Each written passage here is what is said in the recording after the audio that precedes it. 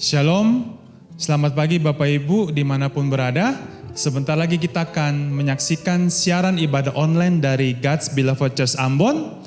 Selamat menikmati Kristus, Tuhan Yesus berkati.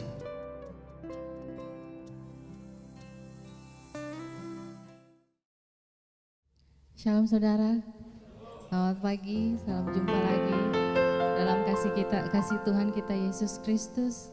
Kita bersyukur bahwa sampai hari ini kita ada pagi ini semua karena kasih karunia Tuhan, amin.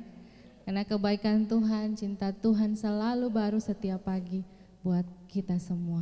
Mari kita sama-sama bangkit berdiri, mari kita mulai ibadah pagi hari ini. Mari kita angkat pujian ini. Kamu mau katakan, Tuhan, Engkau yang terindah dalam hidup kami. Semua orang dalam hidup kami dapat meninggalkan kami, Tuhan. Tapi Engkau Tuhan satu-satunya yang tidak akan pernah meninggalkan kami, Tuhan Yesus. Haleluya. Yang terindah di dalam hidup ini, tiada Allah Tuhan yang seperti Engkau, besar perkasa penuh kemuliaan. Kau yang termanis Tuhan, Kau yang termanis di dalam hidup ini. Ku cinta Kau lebih dari segalanya.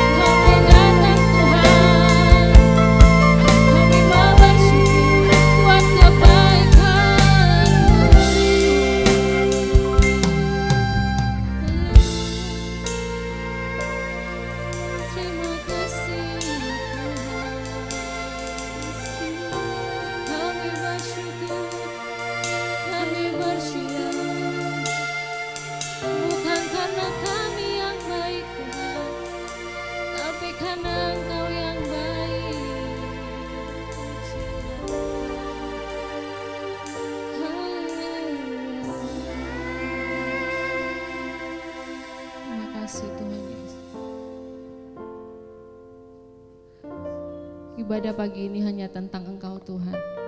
Biar namamu yang dimuliakan Tuhan Yesus. Biarlah pujian kami hanya untuk Engkau Tuhan Yesus. Kami buka ibadah pagi hari ini hanya dalam satu nama, dalam nama Tuhan Yesus Kristus. Amin. Silakan duduk kembali. Haleluya. Mari kita sama-sama memuji Tuhan. Terpujilah Engkau Tuhan Yesus.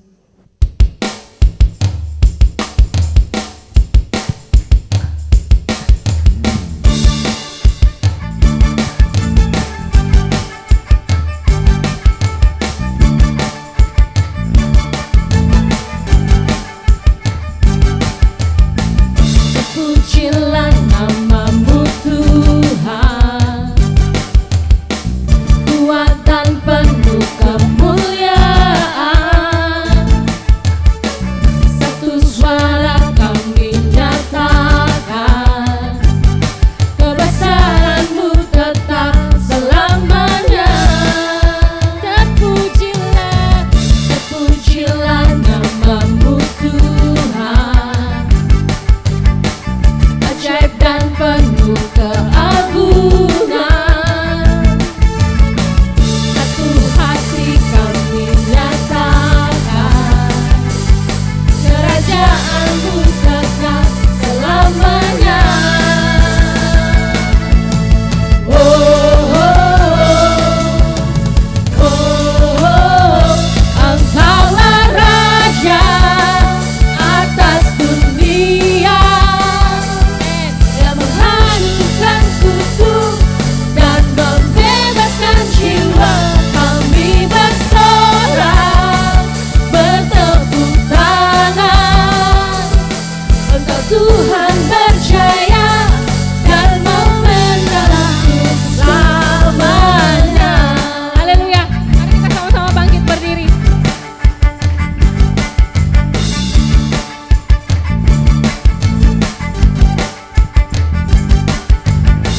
Terpujilah namamu Tuhan, kuat dan penuh kemuliaan. Satu suara kami nyatakan, kebesaran-Mu tetap selamanya. Oh, oh, oh, oh, Engkaulah Raja atas dunia, yang menghancurkan kutuk dan membebaskan jiwa. Kami bersorak, bertepuk tangan. Engkau Tuhan berjaya dan memerintah untuk selamanya. Engkaulah Raja Tuhan, Engkaulah Raja atas dunia, yang menghancurkan kutuk dan membebaskan jiwa. Kami bersorak, bertepuk tangan. Engkau Tuhan berjaya dan memerintah untuk selamanya. Haleluya. Engkau Tuhan yang akan memerintah di bumi ini dan di surga. Amin. Haleluya.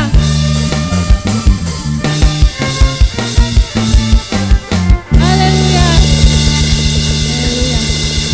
Haleluya.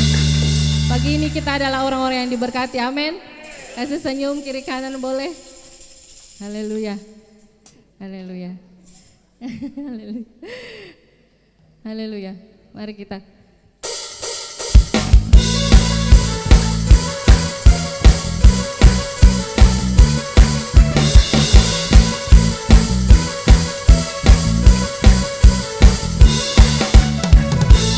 Kasih setiamu nyata bagiku,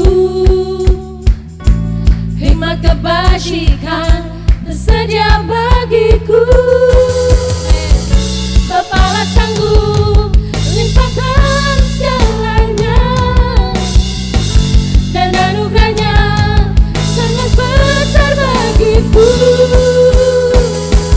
Aku diberkati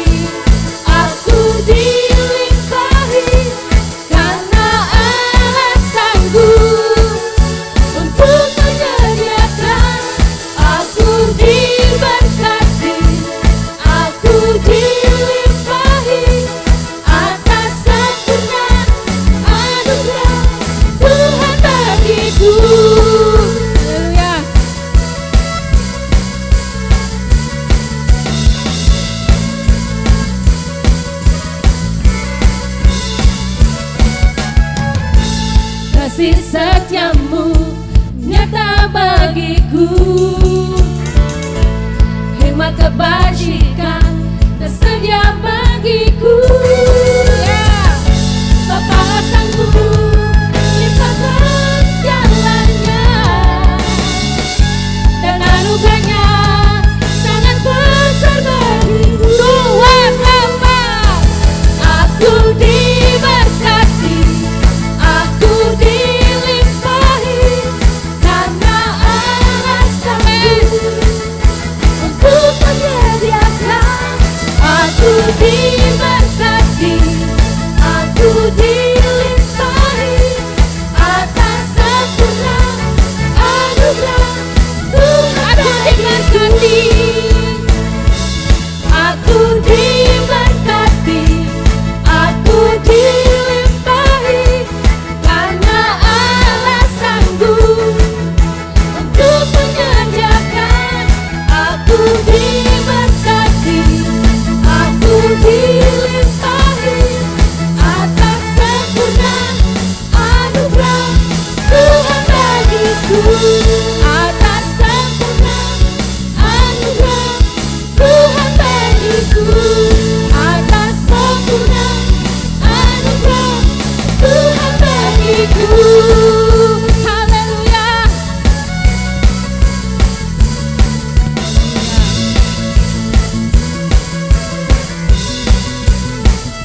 Terima kasih Tuhan.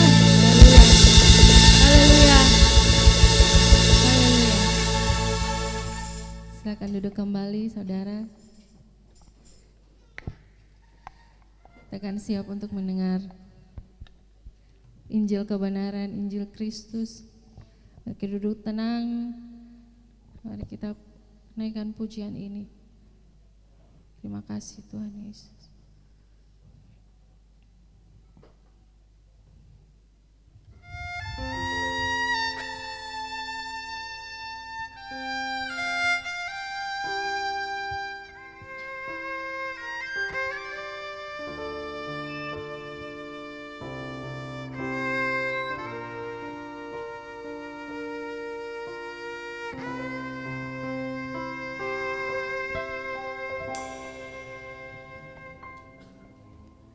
Kini ku sadar semua bukan karena kekuatanku.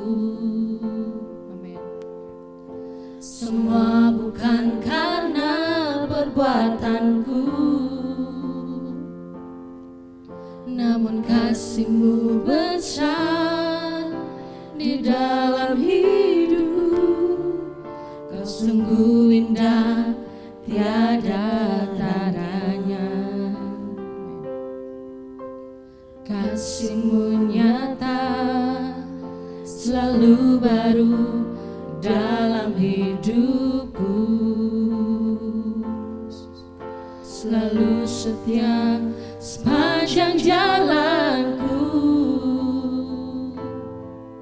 Kini aku bersyukur karena cinta-Mu takkan pernah ada duanya. Ku bersyukur, ku bersyukur, Kau selalu baik dalam hidupku. Semuanya ada dalam tangan-Mu. Ku bersyukur,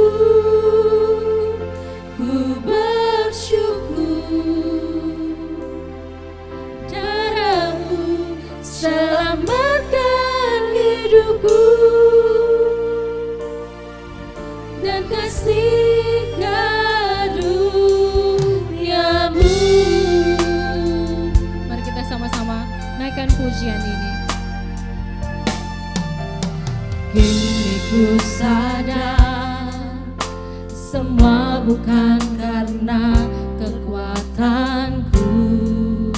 Amin. Semua bukan karena perbuatanku, namun kasih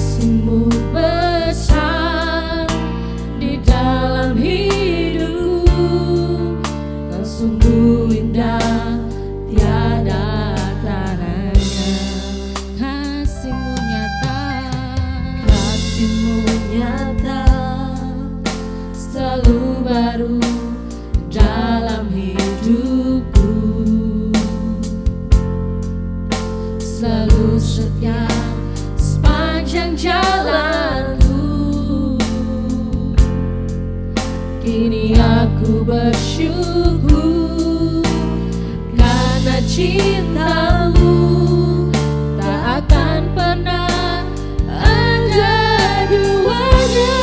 Mari kita sama-sama bangkit berdiri. Bersyukur, ku bersyukur,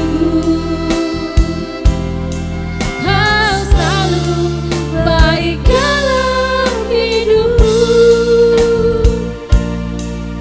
Semuanya ada dalam tanganmu.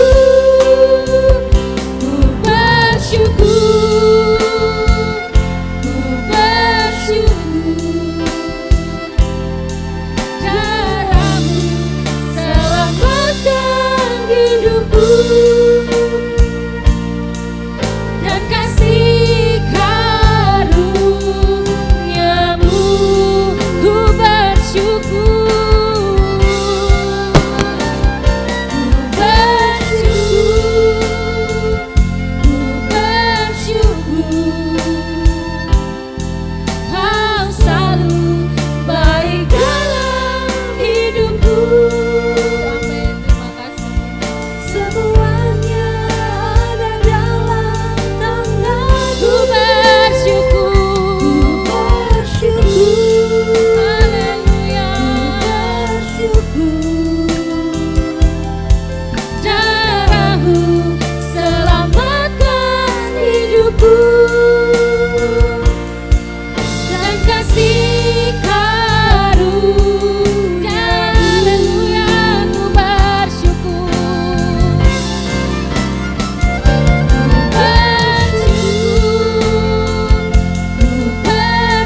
terima kasih Tuhan Yesus selalu baik dalam hidup kami. Baik dalam hidupku. Semuanya ada dalam tanganmu. Ku bersyukur, ku bersyukur, darahmu selamatkan hidupku. Dan kasih karuniamu, dan kasih karuniamu, dan kasih karuniamu, dan kasih karuniamu, Tuhan. Kami bersyukur. Mari memuji namanya, naikkan syukurmu, sebab Dia Tuhan yang baik, yang tak pernah meninggalkanmu. Thank you Jesus. Kami bersyukur, selalu baik, selalu setia.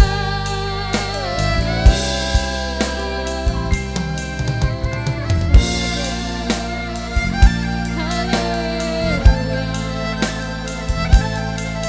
Glory bagi namamu Tuhan. Makasih.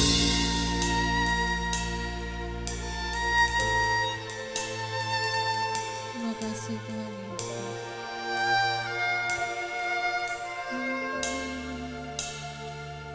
Ku bersyukur, ku bersyukur, Kau selalu baik dalam hidupku. Semuanya ada dalam tanganmu. Ku bersyukur, ku bersyukur, darahmu selamatkan hidupku. Dan kasih karuniamu.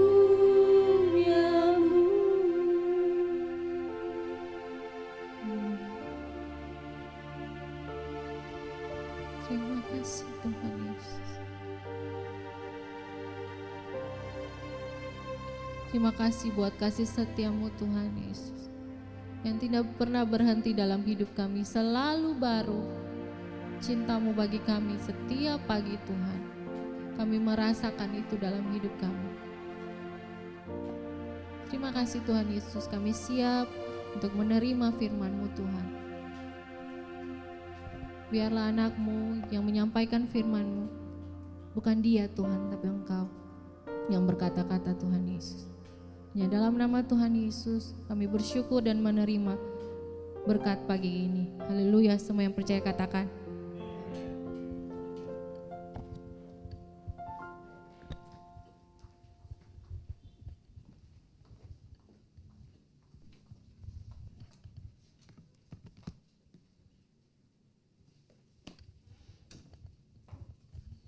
Haleluya. Selamat pagi Bapak Ibu, Shalom. Selamat berjumpa dalam kasih Tuhan kita Yesus Kristus. Juga bagi Bapak Ibu dan saudara-saudara yang menyaksikan lewat streaming di Facebook maupun YouTube channel. Salam ketemu dalam kasih kita Tuhan Yesus Kristus dalam ibadah Minggu God's Beloved Church Ambon. Selamat memasuki bulan November, ya. Hari ini pas 1 November. Sudah berber, ini sudah dekat Desember, ya, tidak terasa. Kita akan sudah mau mengakhiri tahun 2020 yang penuh tidak terprediksi. Tapi puji Tuhan kalau Bapak Ibu dan saya, saudara-saudara masih ada sampai saat ini, semuanya cuma karena kasih karunia Tuhan. Amin. Pemeliharaan Tuhan bagi kita anaknya sempurna. Nah, saya juga baru ingat kalau kemarin tanggal 31 Oktober itu hari reformasi gereja. Ya. Itu hari yang dimana Martin Luther memakukan dalil-dalilnya di pintu gereja Katolik pada saat itu, dan mulai saat itulah terlahir berbagai macam denominasi. Salah satunya Protestan, itu ya. Ada juga yang denominasi karismatik yang lain juga, itu berawal dari situ sebenarnya kelahirannya. Tapi saya tidak akan bahas itu, cuma mau mengucapkan selamat hari reformasi juga bagi kekristenan. Nah, pagi hari ini ada satu hal yang akan kita pelajari sama-sama. Kalau mungkin Bapak Ibu di tempat ini atau saudara tempat ini mungkin sudah pernah mendengar saya ataupun Pastor Ishak pernah menyampaikan hal ini, tapi di pagi hari ini saya berdoa supaya Tuhan membawa kita untuk lebih lagi melihat dari aspek yang berbeda, gitu ya. Karena firman Tuhan ini dia memiliki lapisan-lapisan yang tidak terduga, gitu ya. Banyak berkat, banyak hal, meskipun kita membaca kisah yang sama, tetapi begitu banyak rahasia, begitu banyak berkat yang tersembunyi, ada rema yang tersembunyi yang Tuhan akan singkapkan bagi kita di pagi hari ini. Amin. Nah, saya kasih judul pagi hari ini, keselamatan kekal, upaya atau pemberian. Nah ini, keselamatan kekal, upaya atau pemberian. Kalau kita katakan, oh ini pemberian, nah kita harus punya dasar-dasar yang kuat. Kenapa kita sebut keselamatan kekal ini sebuah pemberian? Ataupun kalau kita menganggap bahwa, oh tidak, keselamatan kekal ini adalah upaya, nah itu pun harus ada dasar-dasar yang kuat. Kita nggak bisa cuma asal mengatakan seperti ini, tapi kemudian kalau ditanya kita bingung gitu. Iya ya, gimana ya mau menjawabnya tentang hal ini. Karena ketika orang percaya atau orang Kristen tidak memahami tentang keselamatan kekal ini adalah upaya atau pemberian, itu sangat itu membuat dia menjadi seorang Kristen yang boleh dibilang sangat rentan, ya. Rentan untuk diombang-ambingkan berbagai pengajaran di luar sana. Oleh karena itu di pagi hari ini saya berdoa supaya Roh Kudus dalam setiap kita, ketika firman ini disampaikan, ada satu amin gitu ya, amin di dalam roh kita, mengatakan bahwa ini loh ternyata keselamatan kali ini. Dan ternyata mungkin selama ini dari kekristenan lama kita mengajarkan yang berbeda dengan apa yang Alkitab ajarkan. Oleh karena itu di pagi hari ini, siapkan haus dan lapar Bapak Ibu akan kebenaran firman Tuhan, supaya biarlah Tuhan sendiri yang mengisinya. Amin. Saya cuma alat, saya cuma instrumen yang Tuhan pakai untuk menyampaikan ini. Selanjutnya itu Tuhan dan Roh Kudus yang beracara. Amin. Nah, saya ambil pertama dalam Kisah Para Rasul 4 ayat 12. Ini kalau Bapak Ibu melihat judulnya, mengenai Petrus dan Yohanes di mahkamah. Ya, kemudian dia mengatakan seperti ini, dan keselamatan tidak ada di dalam siapapun juga selain di dalam Dia. Sebab di bawah kolong langit ini tidak ada nama lain yang diberikan kepada manusia yang olehnya kita dapat diselamatkan. Ya, mereka sampai mengatakan keselamatan tidak ada di dalam siapapun. Tidak ada di dalam siapapun. Ini iman Kristen, tidak ada di dalam siapapun. Sekali lagi saya ulang, tidak ada di dalam siapapun. Termaksud di dalam sebenarnya usaha-usaha kita, itu juga tidak ada. Ya. Tetapi selain Dia, sebab di bawah kolong langit ini tidak ada nama lain yang diberikan kepada manusia dan olehnya kita dapat diselamatkan. Ditegaskan lagi, tidak ada di bawah kolong. Cari di dunia ini sampai dunia punya bawah-bawah semua, tidak ada. Keselamatan itu diberikan kepada orang lain. Selain daripada kepada manusia, selain dalam Dia. Nah, saya ambil dari terjemahan sederhana Indonesia ini. Ini lebih nendang sebenarnya. Jadi Dialah satu-satunya yang bisa menyelamatkan manusia, karena di seluruh dunia hanya Dialah yang dipilih Allah sebagai penyelamat manusia, tidak ada yang lain. Ya, ini sangat-sangat jelas lagi. Karena Dialah satu-satunya. Katakan amin. Amin. Tidak disebutkan bahwa jadi Dialah di antara beberapa. Tidak. Alkitab menyebutkan Dialah satu-satunya yang bisa menyelamatkan manusia. Artinya tidak bisa tetangga kita menyelamatkan kita, ataupun orang tua kita menyelamatkan kita, ataupun teman, itu tidak bisa. Semuanya tidak bisa. Karena cuma Yesus yang mendapatkan mandat dari Allah Bapa untuk menyelamatkan manusia. Tidak ada yang lain. Ya. Ini saya bangun dulu fondasi kita sama-sama, karena mungkin dari kekristenan lama kita juga ditaruh seperti, makanya saya bilang mungkin ada hal-hal yang mungkin tidak bertentangan dengan apa yang saudara-saudara atau Bapak Ibu pernah dengar sebelumnya.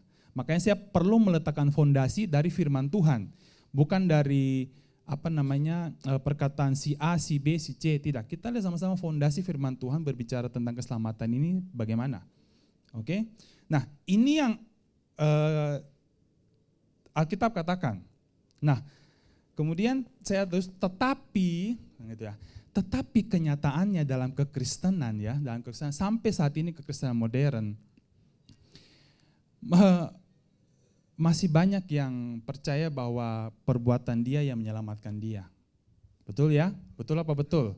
Masih percaya bahwa kerajinan dia, ketaatan dia, itulah yang menentukan dia diselamatkan atau tidak. Halo? Apakah cuma saya aja yang pernah merasakan seperti itu? Wah, Bapak Ibu yang lain sudah, wah tidak Pak. Saya percaya kok dulu kita diselamatkan karena Kristus, bukan karena saya. Ya. Tapi jujur kenyataan di lapangan berbicara bahwa banyak orang Kristen menganggap bahwa tidak cukup hanya Yesus. Perlu ada andil kita, perlu ada andil saya untuk bisa menentukan akhirnya saya diselamatkan atau tidak. Gitu ya. Itu kenyataan di lapangan, jujur saya seperti itu. Ya. Makanya saya bilang hari ini kita akan melihat apa sih kata Alkitab tentang keselamatan. Itu upaya manusia atau pemberian Allah. Kalau 2 minggu kemarin kita sudah melihat sama-sama tentang ilustrasi domba yang hilang. Bagaimana bukan domba itu yang menemukan gembala, tapi gembala yang mencari dia. Betul ya? Nah, Kita akan masuk sama-sama dalam sebuah kisah juga. Saya ambil dari, mungkin Pak Daniel buka dulu di Matius 19, firman Tuhan. Kita baca sama-sama dulu. Saya akan baca yang genap, Bapak Ibu bisa membaca yang ganjil ya. Matius 19 ayat 16 sampai ayatnya yang ke-26. Ya. Ini cerita yang sudah sangat populer sebenarnya. Mungkin sudah ayat Alkitab dulu, pada ini ayat Alkitabnya. Ya sudah? Ya, saya akan baca dulu. Ini judulnya Orang Muda yang Kaya. Ayat 16. Ada seorang datang kepada Yesus dan berkata, "Guru, perbuatan baik apakah yang harus kuperbuat untuk memperoleh hidup yang kekal?"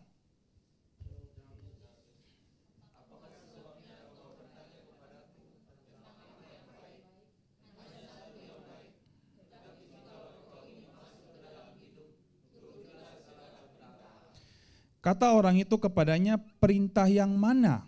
Kata Yesus, "Jangan membunuh, jangan berzina, jangan mencuri, jangan mengucapkan saksi dusta."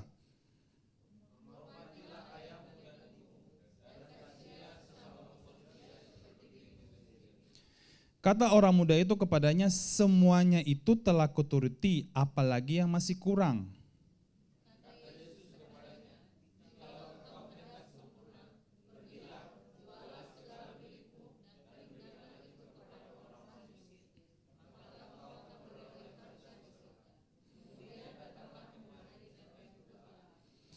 Ketika orang muda itu mendengar perkataan itu, pergilah ia dengan sedih sebab banyak hartanya.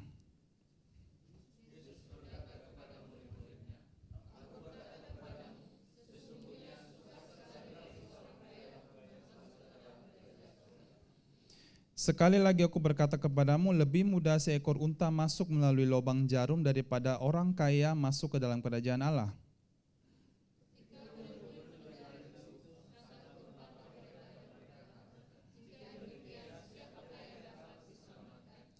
Yesus memandang mereka dan berkata, bagi manusia hal itu tidak mungkin, tetapi bagi Allah segala sesuatu mungkin. Amin. Nah, ini pembacaan kita di pagi hari ini, dan juga kita akan menyimak sama-sama gitu ya tentang kisah ini, mungkin ayat demi ayat gitu ya, supaya kita sama-sama belajar gitu. Karena ternyata pada zaman Yesus pernah kejadian ada seorang muda yang bertanya, bagaimana aku bisa memperoleh hidup yang kekal? Ya, bukankah itu juga pertanyaan banyak orang Kristen sampai hari ini? Ya, tetapi masalahnya ketika mungkin saat ini bertanya, banyak jawaban yang membuat mereka terombang-ambing. Ya, tapi biarlah di pagi hari ini kita akan belajar sama-sama dari peristiwa ketika orang muda ini datang kepada Yesus, supaya kita bisa melihat, oh ternyata keselamatan seperti ini.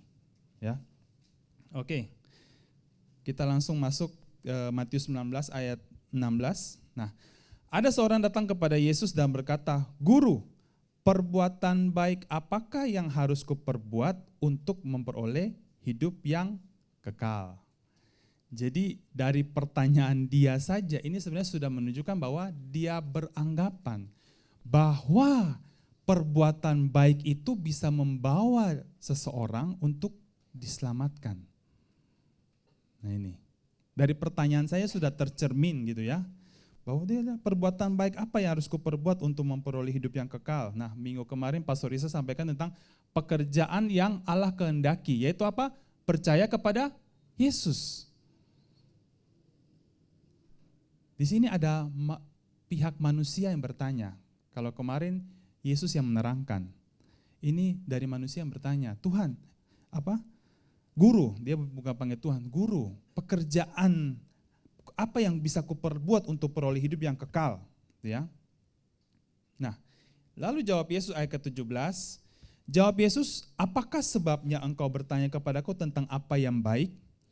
Hanya satu yang baik. Kalau kita lihat satu di situ, S-nya tuh huruf besar. Ya, kalau di kitab yang lain disebutkan bahwa hanya Allah yang baik. Ya. Tetapi jikalau engkau ingin masuk ke dalam hidup, turutilah segala perintah Allah. Lihat bahwa Yesus tidak menyinggung tentang kehidupan kekal.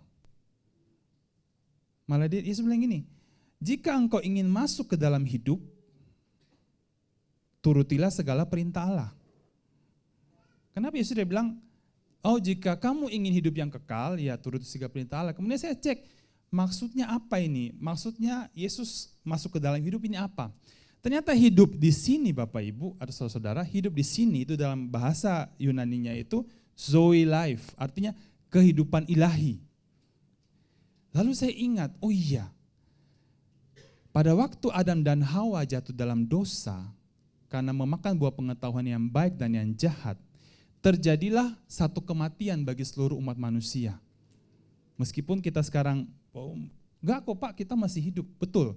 Tapi di hadapan Tuhan, ketika Adam itu sudah jatuh, semuanya juga ikut jatuh. Ya. Makanya Yesus memulai dengan dasar dulu. Sebenarnya kamu ini sudah mati. Kamu perlu kehidupan ilahi atau Zoe life. Tidak bisa tiba-tiba kamu hidup yang kekal, enggak bisa, kamu perlu dihidupkan dulu. Ya, mengalami kehidupan yang baru. Oke. Tetapi karena dia bertanya perbuatan, ya, perbuatan apakah? Yesus juga menjawab sesuai dengan apa yang dia ini.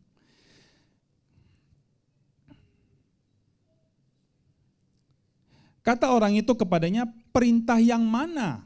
Gitu ya. Karena saya percaya bahwa pada zaman Yesus itu hukum Taurat aja mereka deskripsikan atau dibuat sub-sub bagiannya tuh sampai sekitar 613 hukum. Bayangkan. Satu saja di Taman Eden tidak bisa. Ada 10. Kemudian dijabarkan lagi jadi 613. Luar biasa. Gitu ya. Ayat Matius 19 ayat ke-18, kata orang itu kepadanya, perintah yang mana? Kata Yesus, jangan membunuh, jangan berzina, jangan mencuri, jangan mengucapkan saksi dusta, hormatilah ayahmu dan ibumu dan kasihilah sesama manusia seperti dirimu sendiri. Apa yang Yesus jawab? Dia menjawab dari Taurat. Karena pertanyaan orang muda ini perbuatan apa? Jadi ya sudah. Kalau kamu bisa melakukan ini, ya sebenarnya kamu bisa menemukan kehidupan, gitu ya. Tapi sebenarnya ini sesuatu hal yang mustahil sebenarnya, ya mustahil. Tetapi lihat apa yang dia katakan kepada Yesus. Kata orang muda itu kepadanya, semuanya itu telah kuturuti. Bayangkan, semuanya. Dia tidak bilang bahwa Tuhan mungkin guru, berarti mungkin yang poin pertama, kedua, ketiga aja, saya bisa. Yang keempat, lima tuh masih dalam proses. Tidak. Saudara lihat di pembacaan kita ayat 20 ini, semuanya itu telah kuturuti, apalagi yang masih kurang. Bayangkan. Luar biasa enggak ini? Semuanya. Jadi waktu saya menyiapkan ini ya, lalu saya baca pernyataan orang muda ini mengatakan semuanya telah kuturuti ya. Tiba-tiba ada satu lagu yang terbesit di pemikiran saya. Ya, kalau umpamanya orang ini percakapannya dengan Yesus masih ada sampai sekarang gitu ya. Kemudian sudah hidup di zaman netizen sekarang itu ya. Tiba-tiba mereka pakai soundtracknya belakang gini. Abang jago. Sorry Bang Jago, ampun Bang Jago. Ini jago ini saudara. Betul tidak? Jago ini. Ini Abang Jago ini. Yang hidup di zaman Yesus gitu ya. Bayangkan semua dia lakukan. Semua. Bahkan di terjemahan lain dibilang gini, sejak masa muda dia sudah melakukan semuanya itu. Padahal kan di judulnya kan orang muda yang kaya, berarti semenjak mudanya kapan lagi dia melakukan semua itu?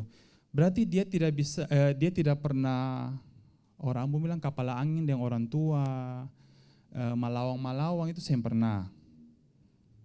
Itu mujizat sebenarnya. Ya, mujizat. Karena saya lihat di sini banyak anak-anak muda. Ada yang seperti Abang Jago di sini? Ya. Oke, kita lupakan cerita abang jago netizen, kita balik ke Alkitab dulu ya. Oke, ayat 21. Kata Yesus kepadanya, jikalau engkau hendak sempurna, waduh, tadi saja sudah luar biasa, tapi menurut Yesus belum sempurna. Jikalau engkau hendak sempurna, pergilah jualah segala milikmu dan berikanlah itu kepada orang-orang miskin. Maka engkau akan beroleh harta di surga, kemudian datanglah kemari dan ikutlah aku. Di terjemahan lain juga disebutkan bahwa satu lagi masih kurang. Oke, kamu bilang kamu sudah lakukan semuanya itu, tapi masih ada satu lagi. Ya. Waktu saya melihat, jadi waktu pembacaan ini ya, saya seperti diingatkan bahwa sebenarnya orang muda yang kaya ini, itu sebenarnya gambaran banyak orang Kristen sampai saat ini. Kenapa saya bilang seperti itu? Karena masih banyak orang Kristen yang seakan-akan mungkin tanpa bertanya, tapi dalam hati mereka, iya, kira-kira perbuatan apa lagi yang perlu saya lakukan supaya saya ini diselamatkan Tuhan? Pelayanan sudah, ikut pasukan doa sudah, apalagi doa puasa sudah, menara doa apalagi gitu. Meskipun tidur di dalam menara doa tidak masalah, yang penting ikut aja, absen, yang penting hadir gitu ya. Itu urusan tidur dari belakang lah, yang penting saya hadir. Apalagi Tuhan, apalagi? Semua pokoknya, pokoknya di gereja kegiatan apa saja ini orang maha hadir. Maha hadir dia, selalu dia ada. Kemudian saya pikir, iya, ternyata orang muda ini sebenarnya juga gambaran banyak orang Kristen, termasuk saya juga dulu. Karena saya pernah berpikir bahwa kita harus sering banyak berbuat baik, terjun dalam kerohanian supaya ketika Tuhan lihat kita, Tuhan mau menyelamatkan kita karena perbuatan. Ya, itu dulu. Saya punya persepsi kekristenan seperti itu. Nah, makanya saya bilang waktu saya menyiapkan ini, saya teringat, iya ternyata apa yang orang muda ini alami, ternyata itu mewakili banyak orang Kristen sampai saat ini. Karena mereka menganggap dengan banyak beraktivitas rohani itu bisa seakan-akan menyogok Tuhan, ya dalam tanda kutip ya, menyogok Tuhan untuk bisa menyelamatkan mereka. Seperti itu. Nah, ketika Yesus mengatakan seperti ini, ayat selanjutnya ini saya ambil dari Markus, karena tercatat dalam Matius, Markus, dan Lukas. Kisah ini tercatat dalam 3 kitab ini. Yesus memandangnya dan merasa kasihan kepadanya. Katanya ini, masih ada satu hal yang kurang padamu, jualah seluruh hartamu, berikanlah hasilnya kepada orang miskin, maka engkau memperoleh harta di surga. Sesudah itu datanglah dan ikutlah aku. Kemudian saya merenung gini, Yesus memandangnya, kan dia bilang bahwa semua dia sudah turuti sejak dia masa muda, semuanya itu apalagi yang kurang, gitu ya.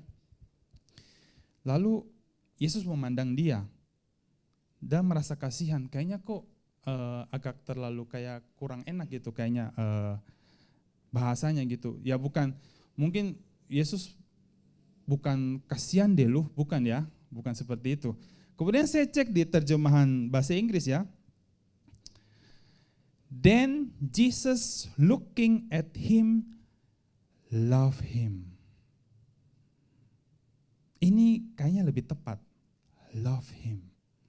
Saya cek lagi bahasa Yunaninya apa ini love, ternyata agapao, kata kerja dia agape. Jadi Yesus mengasihi dia dengan kasih yang sempurna. Meskipun dia menjawab kepada Yesus, semua itu aku bisa lakukan, semua itu sudah aku lakukan. Itu tidak membuat Yesus jengkel. Padahal sebenarnya Yesus juga yang tahu mengenai hukum Taurat itu, bahwa itu mustahil manusia untuk diselamatkan lewat hukum Taurat. Tetapi malah Yesus memandang dia dan Yesus mengasihi dia. Ya. Sama dengan hari-hari ini, banyak orang Kristen masih beradu dengan, bahkan dalam gereja tuh terjadi perlombaan. Perlombaan dalam pengertian sikut-sikutan dalam pelayanan. Wah, dia pemalas, dia yang rajin. Saya percaya bahwa Yesus memandang semua anak-anak dia saat ini dan Yesus mengasihi kita. Amin. Meskipun kita tidak memiliki pemahaman yang benar pemahaman yang benar tentang keselamatan, tapi Yesus mengasihi kita. Ada waktunya, saya percaya ada waktunya kita akan dibukakan. Seperti saya dulu juga pemahaman yang keliru, ada waktunya kita dibukakan. Ya, saya percaya juga Bapak Ibu pagi hari ini, saudara yang datang pagi hari ini tidak kebetulan, tapi sudah waktunya saudara juga dibukakan. Amin. Oleh kebenaran firman Tuhan. Lihat bahwa then Jesus looking at him and love him. Dan Yesus mengasihi. Yesus melihat Bapak Ibu, saudara-saudara juga di tempat ini dan Yesus mengasihi. Amin. Karena dulu kita semua pernah mengalami ini. Pernah mengalami berpikir bahwa perbuatan kita yang membawa kita pada keselamatan, bukan karya Kristus. Ya. Oke. Kita balik lagi ke Matius, sampai lagi kita ke ayat 22. Mendengar perkataan itu ia menjadi kecewa, lalu pergi dengan sedih sebab banyak hartanya. Jadi ketika seseorang percaya bahwa dengan perbuatan dia bisa mendapat kehidupan kekal atau diselamatkan, itu tidak ada habisnya. Ya, tidak akan pernah habis. Ada saja perbuatan yang dia belum melakukan. Makanya kalau dengar Pastor Isa khotbah kemarin kan, sampai seseorang kembali ke tanah, apakah dia sudah sempurna? Apakah dia sudah melakukan semua hal yang seharusnya dia lakukan? Saya percaya tidak. Masih banyak sini sana, kosong sini sana, hal yang belum dia lakukan, hal yang belum sempurna. Banyak sekali. Tapi puji Tuhan, kita tidak terletak pada hal itu. Kita terletak, kekudusan kita, kebenaran kita, keselamatan kita terletak pada Kristus. Dan Kristus sudah menyelesaikannya sempurna di kayu salib. Amin. Ayat 23, lalu Yesus memandang, jadi setelah perbincangan dengan orang kaya ini, kemudian dia kecewa, dia pergi, lalu Yesus memandang pada murid-muridnya, jadi murid-murid ini mendengar juga apa yang Yesus perbincangkan dengan orang kaya ini. Ya. Lalu Yesus memandang murid-muridnya di sekelilingnya dan berkata kepada mereka, alangkah sukarnya orang yang beruang masuk ke dalam kerajaan Allah. Nah, ini juga saya pernah dengar ada yang menerjemahkan seperti ini. Jadi jangan punya uang banyak. Nanti sukar masuk kerajaan sorga. Saya tuh mau ikut yang bisa bicaranya penuh irama, tapi saya nggak bisa gitu ya. Jadi dikatakan bahwa jadi jangan punya uang. Kalau saya jadi jemaatnya ya, saya bilang gini, oh berarti Bapak Pendeta duluan. Berarti Bapak Pendeta nggak usah pegang uang lah, nggak usah punya uang, gitu ya. Sebenarnya bukan masalahnya uang Bapak Ibu, tapi cinta akan uang, betul ya. Uang kita jujur sajalah, siapa sih yang hidup nggak perlu uang? Sehari-hari nggak perlu uang, Pak saya tidak perlu uang Pak, gitu ya. Saya bisa hidup tanpa uang. Bapak Ibu dan saya bukan hidup di planet lain, kita di planet bumi. Ya, di kota Ambon. Di kota Ambon ini untuk transaksi kita semua butuh uang. Betul ya? Gak usah muna-muna lah, gitu ya. Semua pasti butuh uang. Tapi kita tidak sampai dibilang cinta akan uang. Uang itu alat yang kita pakai untuk pembayaran. Ya udah, itu untuk membeli sesuatu. Oke. Bahkan bisa juga untuk memberkati. Betul ya? Ayat selanjutnya 24. Murid-muridnya tercengang mendengar perkataan itu, tapi Yesus menyambung lagi, anak-anakku, alangkah sukarnya masuk ke dalam kerajaan Allah. Nah ini ayat 25. Lebih mudah seekor unta melewati lubang jarum daripada seorang kaya masuk ke dalam kerajaan Allah. Wah ini lebih heboh lagi. Bagaimana bisa? Kan? Apalagi kita yang di kawasan Asia mungkin, terutama di Ambon, kita dengar ini kita langsung berpikir yang lain-lain pasti, ya toh? Berpikir apa? Gambar selanjutnya, oh maksud Yesus tuh kayak gini, unta, gitu toh. Kemudian, oh kalau jarum kayak gini, ya ada jarum, betul tidak?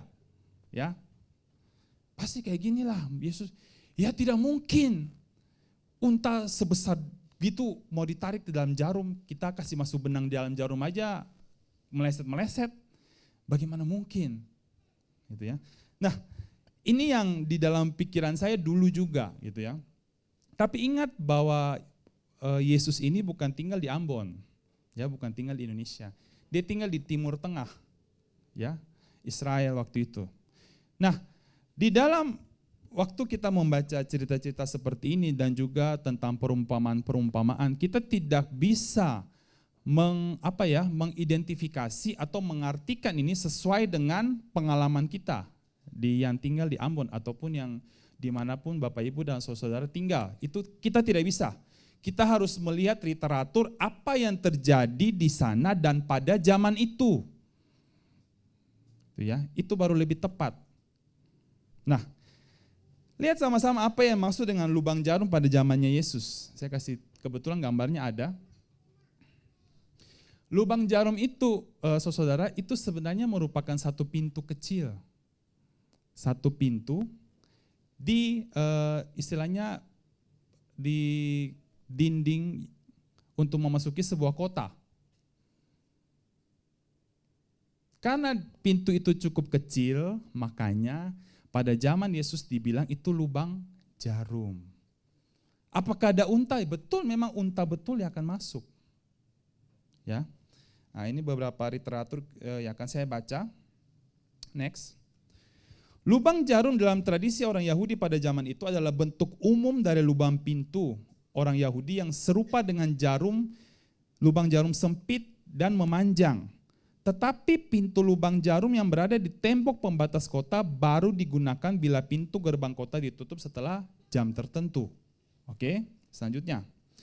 Hanya penduduk kota yang bisa masuk lewat pintu lubang jarum yang dijaga penjaga gerbang. Apakah unta bisa lewat? Bisa, karena memang pintunya cukup tinggi untuk dilewati unta. Nah, tapi ada syaratnya. Unta jelas sekali masih bisa lewat lubang jarum, tetapi penumpang dan barang-barangnya harus diturunkan terlebih dahulu. Oke, kenapa? Karena harus diperiksa oleh penjaga pintu apakah ia penduduk kota dan barang-barang pun harus diperiksa. Kalau penumpang atau bebannya tidak diturunkan dari unta, maka rombongan jelas sudah pasti tidak akan diizinkan masuk lewat pintu penjagaan tersebut. Nah, setelah mengalami pemeriksaan, unta pun harus ditarik. Ya, dia tidak bisa dipanggil, kayak panggil anjing tidak bisa. Ya, memang dia jinak, tapi dia harus ditarik. Karena ia binatang jinak yang tidak akan berjalan sendiri tanpa diperintah, apalagi melalui jalan sempit di lubang jarum. Jadi biasanya ada seperti gambar tadi, next lagi gambarnya.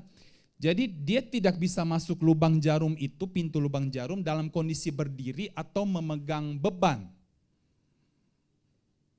Jadi semua beban itu harus dilepaskan di luar. Lalu dia harus dalam posisi nunduk. Nah, gambar yang ini lebih jelasnya. Dia harus dalam posisi menunduk. Kemudian dari depan itu ada orang tarik dia untuk masuk. Terlihat cukup merepotkan, tapi tidak mustahil. Ya. Nah, inilah yang disebutkan lubang jarum. Oke. Jadi singkirkan gambaran tentang jarum sama benang dalam benak kita. Kalau membaca ini, inilah jadi ini pintu yang sangat kecil, gitu ya. Ini supaya Bapak Ibu bisa mengerti. Sebenarnya ada juga cerita yang lain. Saya kemarin juga ada dengar ada seorang pendeta berkhotbah tentang jalan lebar dan jalan sempit. Wah, pokoknya ditakut-takutilah. Pilih yang mana Bapak Ibu, yang jalan lebar apa jalan sempit? Jalan sempit itu menuju kehidupan, jalan lebar kebinasaan. Saya juga pernah jelaskan mengenai itu. Jangan kita langsung mengidentifikasi atau mengartikan jalan itu sesuai dengan yang kita tahu. Kita harus lihat dulu bahasa aslinya itu apa. Nah, tentang jalan sempit, jalan lebar itu berbicara gerbang sebenarnya. Ya, itu gerbang, bukan tentang jalan. Nah, itu nanti lain kali mungkin kalau saya akan mengulang, saya akan bahas lagi. Tapi itu bukan berbicara tentang Bapak Ibu diselamatkan apa tidak diselamatkan, bukan. Itu juga seperti yang Yesus katakan tentang lubang jarum ini. Ya, sangat menarik sebenarnya. Oke. Kita kembali lagi ke Matius 19 ayat 26. Yang tadi, mereka makin gempar dan berkata seorang kepada yang lain, jika demikian, siapakah yang dapat diselamatkan? Ya. Karena Yesus bilang lebih mudah ini daripada orang yang beruang masuk kerajaan surga. Waduh, berarti siapa yang bisa masuk? Siapa yang diselamatkan? Murid-murid gempar waktu itu. Siapa yang bisa selamatkan? Ayat 27. Yesus memandang mereka dan berkata, bagi manusia hal itu tidak mungkin. Lihat, bagi manusia hal untuk bisa mendapat keselamatan dengan upaya itu tidak mungkin. Meskipun dia sudah bisa melakukan hukum Taurat sebagainya, itu tetap tidak mungkin. Tetapi bukan demikian bagi Allah, sebab segala sesuatu adalah mungkin bagi Allah. Jadi konteks ini mengatakan ini, itu tentang keselamatan sebenarnya. Bagaimana segala upaya manusia, coba next, kemustahilan manusia dengan segala usahanya untuk keselamatan. Dia bilang itu mustahil. Yesus bilang itu, hal itu tidak mungkin. Meskipun dia bilang dia sudah menuruti segala perintah itu sejak masa muda dia, tetap tidak mungkin. Bagi manusia, tetapi bagi Allah itu mungkin. Ini kabar baiknya di sini. Ya. Di tengah banyak orang sudah putus asa dengan dia punya perbuatan dan sebagainya, sebenarnya itu hal yang tidak mungkin. Dan sadar akan ada Yesus untuk menyelamatkan kita sebagai juru selamat dunia, itu hal yang luar biasa. Nah, kemudian tadi lagi kalau kita simak ya, yang ketika Yesus menyuruh dia untuk menjual seluruh miliknya, kemudian datanglah kepada aku, kemudian kamu menjual, kamu dapat harta dari surga, kemudian datang. Saya juga merenung ini. Menurut saudara atau Bapak Ibu, ketika Yesus menyuruh dia seperti itu, apakah Yesus ingin dia jatuh miskin? Saya rasa tidak. Apakah Yesus mau dia kelaparan? Saya juga tidak percaya itu. Kenapa? Karena lihat Yesus ketika berjalan bersama murid-muridnya, apakah pernah dikatakan bahwa mereka selama beberapa hari tidak makan? Tidak. Malah mereka dikatakan makan sampai memberi makan 5.000 orang, Yesus makan sampai penuh, sisa 12 bakul. Dia sepertinya itu cuma seperti pancingan aja sebenarnya sih. Kalaupun dia benar-benar bisa lakukan, saya percaya dia menerima kehidupan yang luar biasa. Bahkan mungkin dia akan lebih kaya daripada sebelumnya. Ya, tapi ternyata dia tidak memilih itu, dia memilih untuk meninggalkan Yesus gitu ya. Nah, lanjut lagi, sehingga Allah mengaruniakan anaknya yang tunggal untuk karya penyelamatan manusia. Nah, ini dalam Yohanes 3 ayat 16. Itu tidak usah baca, Bapak Ibu semua sudah hafal, saudara juga sudah hafal pasti. Tapi lihat bahwa bagi seperti yang Yesus tadi bilang, bagi manusia upaya penyelamatan atau dengan perbuatan-perbuatan itu hal yang mustahil. Tapi bagi Allah tidak mustahil. Nah, caranya bagaimana? Itu kan. Oh Pak, Yesus mati kayak salib. Iya, tapi ada prosesnya, ada caranya. Kita lihat dalam Roma 8 ayat 3. Sebab apa yang tidak mungkin dilakukan hukum Taurat karena tidak berdaya oleh daging telah dilakukan oleh Allah dengan jalan mengutus anaknya sendiri dalam daging yang serupa dengan daging, yang dikuasai dosa karena dosa, ia telah menjatuhkan hukuman atas dosa di dalam daging. Jadi kenapa sih Allah perlu repot-repot mengutus Yesus untuk menjelma menjadi seperti kita manusia? Karena ini. Karena harus ada manusia yang harus mati untuk semua dosa. yang telah dilakukan Adam. Sebenarnya kita jatuh dalam dosa ini bukan karena Bapak Ibu sudah berdosa dulu, baru kita jadi manusia berdosa. Enggak, karena Adam, dia yang bertanggung jawab atas dunia pada awalnya, dia jatuh, semua ikut jatuh, bukan cuma manusia. Semua hewan, semua tanaman, itu semua ikut jatuh. Yang di dunia ini semua sudah jatuh. Ya, yang saudara yang Bapak Ibu lihat dunia saat ini ya, masih indah, iya, masih indah, tapi ini dunia sudah jatuh. Dunia sudah jatuh seperti ini saja masih indah, betul ya? Apalagi dunia yang masih sempurna pada zamannya Adam dan Hawa. Waduh, itu saya tidak bisa membayangkan seindahnya bagaimana. Karena yang sudah jatuh aja kadang sering membuat kita kayak terkagum-kagum. Apalagi dunia yang belum jatuh, waduh, itu lebih luar biasa. Makanya enggak heran kalau ada gempa bumi, ada apalagi ya, pokoknya bencana-bencana alam lah. Itu sebenarnya bukan Allah yang istilahnya memberikan, karena ingat bahwa dunia ini sudah jatuh. Jadi dunia ini sudah istilahnya sudah tidak sempurna seperti yang Allah ciptakan awalnya. Makanya muncullah berbagai macam bencana, muncullah lapisan ini dengan lapisan ini bergerak, gempa dan sebagainya. Karena dunia ini sudah jatuh. Ya. Nanti ada di Alkitab menyebutkan ada Tuhan menciptakan dunia yang baru. Nah, itu. Itu tuh yang luar biasa nanti. Oke, kembali dulu ke sini ya. Oke, jadi dia mengutus Yesus untuk serupa dengan daging tetapi tidak dikuasai dosa. Artinya di dalam Yesus itu tidak ada dosa, dia cuma serupa saja, serupa. Dia wujud manusia, tapi dia tidak ada dosa di dalam dia. Makanya karena dia tidak ada dosa, dia layak untuk menjadi penebus bagi umat manusia. Itu yang membuat dia layak, karena dia tidak dikuasai dosa, tapi dia serupa. Dia mengambil rupa sebagai manusia. Nah, kemudian saya tuliskan, keselamatan tidak diperoleh melalui perbuatan baik, atau karena menuruti 10 perintah Allah. Keselamatan diterima sebagai sebuah kasih karunia dari Allah kepada setiap orang yang percaya kepada Yesus Kristus sebagai Tuhan dan Juru Selamat. Amin? Ya. Dari yang tadi kita bahas ya, tentang perkataan Yohanes dan Petrus di Mahkamah Agung, kemudian tentang orang muda yang kaya yang menawarkan, istilahnya menyombongkan perbuatan dia. Yesus bilang masih kurang, kamu belum sempurna. Jadi kalau orang Kristen masih percaya bahwa perbuatan dia bisa membawa dia pada keselamatan, selalu ada di belakangnya masih kurang satu lagi, belum sempurna. Dan tidak akan sempurna. Tetap ada kurang saja. Ya.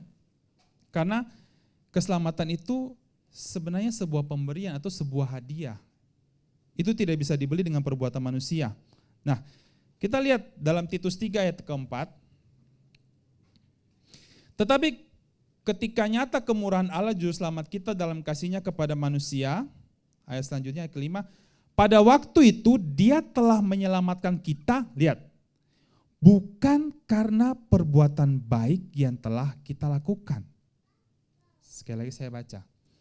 Pada waktu itu dia telah menyelamatkan kita bukan karena perbuatan baik yang telah kita lakukan. Wow. Ini mungkin seperti orang yang, kalau orang Kristen yang menyombongkan dia punya prestasi rohani, membaca ini mungkin seperti dapat palungku. Ayat Alkitab palungku dia. Ya mungkin selama dia sombong dengan, oh saya ini orangnya rajin beribadah, rajin berdoa, rajin baca Alkitab, rajin ini bla bla bla. Tiba-tiba, oh, loh kok bukan itu? Tetapi rahmatnya oleh pemandian kelahiran kembali dan oleh pembaharuan yang dikerjakan oleh Roh Kudus. Pemandian kembali atau kelahiran kembali dan pembaharuan ini juga Roh Kudus yang kerjakan, bukan kita. Nah, jadi bedanya apa, Pak? Bedanya apa? Perbuatan baik untuk diselamatkan dan perbuatan baik hasil kita mengetahui kita sudah diselamatkan. Itu beda. Saat ini kita yang pelayanan di tempat ini, saya percaya kita tahu bahwa kita sudah diselamatkan. Nah, dari keselamatan yang kita terima itu lahirlah perbuatan baik dalam pelayanan, dalam kehidupan sehari-hari. Itu lahir bukan karena kita mengejar keselamatan, tapi lahir perbuatan-perbuatan baik itu lahir ketika kita sadari bahwa kita sudah aman dalam Kristus, kita sudah menerima keselamatan itu, kita tenang. Dalam kehidupan kita menjadi orang yang sangat tenang. Bukan gerasa gerusu lagi, kemudian ada pengajaran lain lewat-lewat, kita nggak akan terombang-ambing lagi. Karena sudah paten gitu, kita sudah disegel oleh Roh Kudus tentang keselamatan dalam kita. Mungkin ada orang yang bilang, oh nggak cukup, kamu nggak boleh.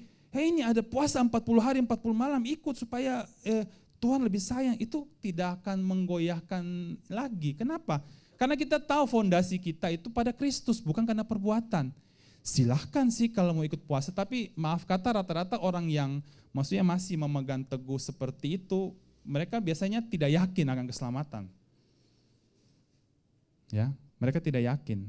Mereka melakukan itu dengan tujuan bahwa supaya lebih diterima Tuhan, lebih disayang Tuhan, supaya Tuhan paling kurang memperhitungkanlah apa yang mereka lakukan. Bukan keluar dari sukacita damai sejahtera yang sudah mereka terima. Loh Pak, bagaimana tentang kerjakan keselamatan? Nah itu juga konteks dalam bahasa Indonesia kurang menjelaskan. Kerjakan keselamatan itu bukan kayak kita belum dapat keselamatan, lalu kita kejar, kita kerjakan, kita mengerjakan dengan perbuatan baik kita harus mengerjakan, tidak. Tapi kerjakan keselamatan itu artinya kerjakanlah perbuatan-perbuatan baik dari keselamatan yang sudah kita terima. Nah itu dari bahasa aslinya. Work out your salvation. Bukan maintenance your salvation atau work for atau kerjakan untuk diselamatkan, tapi work out. Jadi pekerjaan-pekerjaan yang keluar dari keselamatan yang sudah Bapak Ibu dan saya terima, sudah saudara terima. Ya seperti sekarang. Pelayanan, dalam rumah tangga menjadi seorang bapak yang bertanggung jawab, seorang istri yang mengurus segala sesuatu dalam keluarga. Itu sebenarnya perbuatan baik. Dan ketika kita sudah punya fondasi keselamatan yang benar, itu menenangkan, itu sangat tenang. Kita sangat rest, sangat beristirahat. Sudah tidak lagi seperti orang, kayak dengar ini, dengar sana kita takut, dengar ini, nanti pengangkatan kita tidak diangkat sebagainya, itu sudah tidak lagi. Nanti Pak, nanti ditanam chip, disuntik apa segala macam, 666 sebagainya. Sudah tidak lagi, kenapa? Karena kita tahu keselamatan itu bukan upaya kita, itu pemberian Allah. Kalau Allah yang beri, tidak ada yang bisa menggoyahkan. Termasuk si cip-cipan itu. Ya, masa sih Allah kalah sama si cip-cipan? Coba saudara pikir, kita sudah menerima kelahiran kembali, sudah menerima pembaruan oleh Roh Kudus, tiba-tiba datanglah si cip yang katanya nanti antikris itu ya, nanti itu. Lalu dipasanglah kita, lalu kita keselamatan hilang. Wih, berarti chipnya sadis itu. Kuasa Tuhan kalah sama si chip. Yang cipta chip juga manusia. Betul tidak? Jangan takut dengan hal seperti itu. Ya mungkin saya juga tidak tahu ke depan bagaimana nanti mungkin ada nanti chip untuk istilahnya untuk mengganti KTP atau sebagainya. Itu tidak masalah sih menurut saya. Ya. Tapi kita nggak tahu ya. Saya juga tidak tahu, saya tidak juga berasumsi. Tapi ingat, keselamatan dari Kristus itu lebih besar dari apapun juga. Jangan takut dengan hal seperti itu. Itu tidak akan menggoyahkan keselamatan. Ya. Nah, ayat 7. Supaya kita sebagai orang yang dibenarkan oleh kasih karunia berhak menerima hidup yang kekal sesuai dengan pengharapan kita. Nah, kenapa kita berhak? Karena kita tahu bahwa ini tuh pemberian. Pertama kita sadar bahwa keselamatan ini pemberian Tuhan. Kemudian setelah kita menerima pemberian ini, kita dilahirkan kembali. Prosesnya apa? Kita lahir dulu, kita lahir kembali. Karena apa? Manusia kan semua sudah mati karena pelanggaran Adam. Kita dilahirkan kembali, kemudian menerima pembaharuan. Jadi pikiran kita terus dibaharui dengan firman Tuhan. Ya. Dan itu semua Roh Kudus yang kerjakan. Bukan kita. Kemudian apa? Sebagai orang yang dibenarkan, jadi kebenaran itu pun pemberian. Lihat, menjadi orang benar itu pemberian. Oleh kasih karunia, supaya kita berhak menerima hidup yang kekal seperti harapan kita. Itu harapan semua orang Kristen. Betul ya? Amin. Harapan untuk hidup kekal. Tapi banyak yang salah mengartikan ini. Banyak yang menuju ke sini itu keliru. Sudah punya tapi mereka seakan-akan mereka tidak yakin mereka punya hidup yang kekal. Nah, ayat 8, perkataan ini benar dan aku mau supaya engkau dengan yakin menguatkannya agar mereka yang sudah percaya kepada Allah sungguh-sungguh berusaha melakukan pekerjaan yang baik. Itulah yang baik dan berguna bagi manusia. Nah, ini surat Rasul Paulus kepada Titus. Oke? Lihat bahwa Paulus menyatakan bahwa jadi apa yang sudah saya sampaikan ini itu engkau harus yakin. Harus yakin, ya. Kemudian sudah yakin dan percaya kepada Allah. Nah, kemudian barulah melakukan pekerjaan yang baik. Oke? Lihat urutannya dulu. Urutannya dia harus sadar bahwa keselamatan itu pemberian. Setelah diberikan ada terjadi kelahiran kembali, pembaruan pikiran oleh Roh Kudus, kemudian dibenarkan karena kasih karunia, baru lahirlah perbuatan baik. Ya, bukan perbuatan taruh di awal, bukan akar. Perbuatan itu hasil. Akarnya itu Kristus. Ya, kita sadar akar Kristus, baru buahnya itu perbuatan-perbuatan baik. Jadi jangan kebalik. Jangan memakai perbuatan baik untuk mendapat keselamatan, tapi keselamatan lahir karena kita tahu bahwa kita sudah diselamatkan dalam Kristus. Wah, itu hebat. Itu luar biasa. Nah, kemudian dibahas lagi ayat 9. Tetapi hindarilah persoalan yang dicari-cari dan yang bodoh. Persoalan silsilah, percekcokan, dan pertengkaran mengenai hukum Taurat, karena semua itu tidak berguna dan sia-sia belaka. Jadi zaman dulu juga banyak orang berdebat ya mengenai ini. Malah disandingkan dengan hukum Taurat. Ya tentu enggak nyambung. Sudah bilang kan, sudah kita dengar tadi yang tentang orang muda yang kaya. Dia pikir dengan dia melakukan hukum Taurat dia bisa diselamatkan. Yesus bilang tidak. Jadi kalau sekarang ada yang umpamanya ya saya nggak tahu saudara ketemu dengan keluarga atau teman, kemudian mungkin ya tidak sengaja menjelaskan tentang berbicara tentang ini, kemudian mereka tidak setuju, mereka membantah. Ya saya percaya Roh Kudus dalam kita akan ini deh. Kalau kita umpamanya kita tidak melanjutkan perbincangan ini menjadi perdebatan, ya lebih baik, gitu kan? Karena seperti kalau kita menang, dia kecewa, betul ya?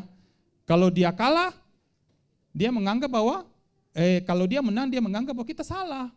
Nah itu, jadi tidak ada untungnya, sama-sama rugi sebenarnya. Jadi paling kurang sebaiknya hindari perdebatan, karena itu tidak akan membawa berkat bagi kedua pihak. Ya, tapi kalau ada orang yang betul-betul dia pingin tahu ya, dia pingin tahu kebenaran, ya sudah bagikan saja. Saya percaya Roh Kudus itu akan mengalir dengan sendirinya. Akan mengalir untuk menjelaskan. Dan kalaupun orang itu bisa mengerti, itu bukan karena kita, itu karena Roh Kudus yang mengartikan bagi dia. Jadi kita tuh tidak ada kayak kesombongan bahwa wah dia bertobat karena saya bawa jiwa paling banyak di gereja, sebagainya. Sudah tidak ada zaman itu kuno sebenarnya, sudah bukan zamannya lagi. Kalaupun ada yang datang, itu karya Roh Kudus. Kalaupun dia bisa mengerti, itu pun karya Roh Kudus. Ya. Nah, ini ayat terakhir yang mungkin akan sebelum kita mengakhiri ibadah. Ayat terakhir ini saya diingatkan sebenarnya sudah mau selesai, saya diingatkan tentang ini, Efesus 6 ayat 17. Dan terimalah ketopong keselamatan dan pedang roh, yaitu firman Allah. Kalau beberapa minggu lalu Pastor Desmond pernah sampaikan tentang perisai, hari ini saya ingatkan tentang ketopong. Ketopong ini helm, ya. Mungkin bahasa Indonesia bakunya tuh ketopong. Tapi bahasa hari-hari helm lah. Kalau di Ambon helm lah, topi, helm. Gitu ya. Tapi karena pada zaman ini kan ketopong kayak topinya gladiator itu yang melindungi dia punya kepala. Nah, menariknya itu diilustrasikan Rasul Paulus itu tuh sebagai keselamatan. Ya. Kemudian saya merenung-merenung, iya. Tentang hal ini kita ragu atau kita tidak yakin itu dalam sini. Jadi iblis itu biasa menembakkan panah itu mengenai keselamatan itu dalam pikiran kita. Kita sudah, kira-kira Tuhan sudah selamatkan saya belum ya? Kira-kira nanti pengangkatan saya diangkat tidak ya? Kira-kira sudah cukup baik tidak? Saya untuk Tuhan selamatkan. Nah semua itu di sini. Dan lihat bahwa dikatakan terimalah. Jadi akhirnya diberikan. Topi keselamatan ini, helm keselamatan ini diberikan. Bukan begini, usahakanlah untuk mendapat ketopong keselamatan. Tidak, ini diberikan. Terimalah, terimalah. Jadi seperti saya bilang Bapak Ibu, terimalah helm keselamatan ini. Dalam terjemahan sederhana Indonesia dikatakan, yakinlah bahwa Allah sudah menyelamatkan kamu. Kita baca sama-sama, tapi ganti saya. Sampai di sini aja. Yakinlah bahwa Allah sudah menyelamatkan saya. Beta juga bisa, gitu ya. Atau sebutkan nama lebih enak. Oke? Sampai di sini ya. Yakinlah bahwa Allah sudah menyelamatkan Albertus. Nah, itu supaya ingat. Oke? 1, 2, 3. Yakinlah bahwa Allah sudah menyelamatkan Yao. Amin. Haleluya. Ya. Supaya kenapa saya bilang kita mengatakan supaya ingat gitu. Kalau tiba-tiba ada muncul keraguan, wah itu helmnya ada dapat panah tuh. Itu helm dapat katapel. Iblis ada katapel helm jadi akan kayak akan agak sedikit bergema gitu ya. Karena hal itu seperti topi perang bagimu dan peganglah semua perkataan Allah seperti memegang pedang karena perkataannya mempunyai kekuatan dari Roh Kudus. Bagaimana kita membasmi panah-panah itu dengan pedang roh firman Tuhan. Nah firman ini yang saya sampaikan ini itu pedang sebenarnya. Jadi ketika ada yang bilang kata belum selamat, oh sudah ada pedang. Sudah ada fondasi, sudah ada dasarnya. Enggak bisa, kita enggak bisa selamatkan oleh hukum Taurat, oleh perbuatan enggak bisa. Ya. Jadi jangan lupa gitu ya, di kepala tuh ada namanya helm.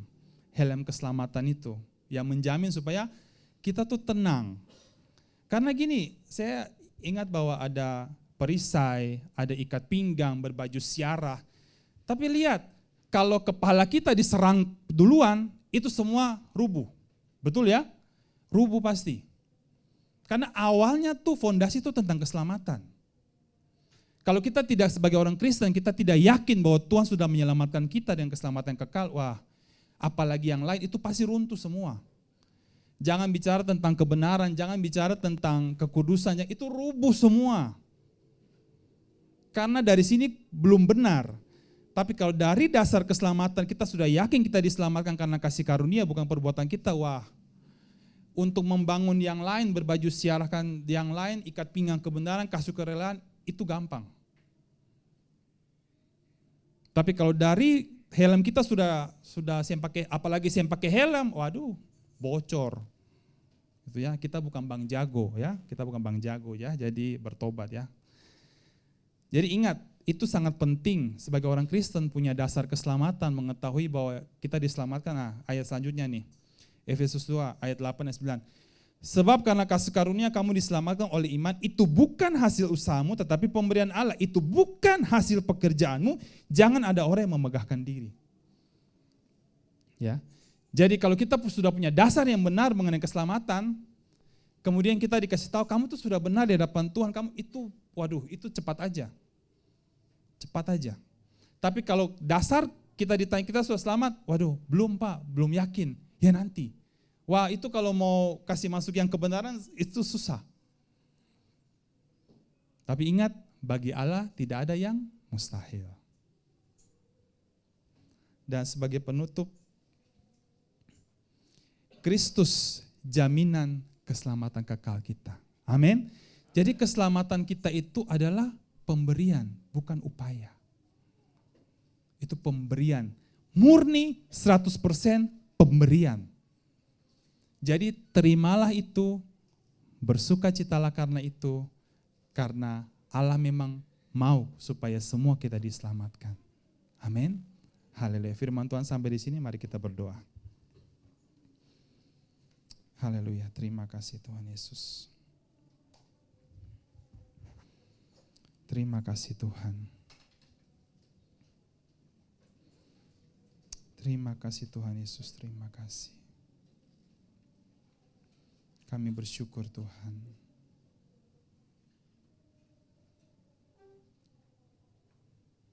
Biarlah kita merenung sejenak apa yang kita dengar hari ini.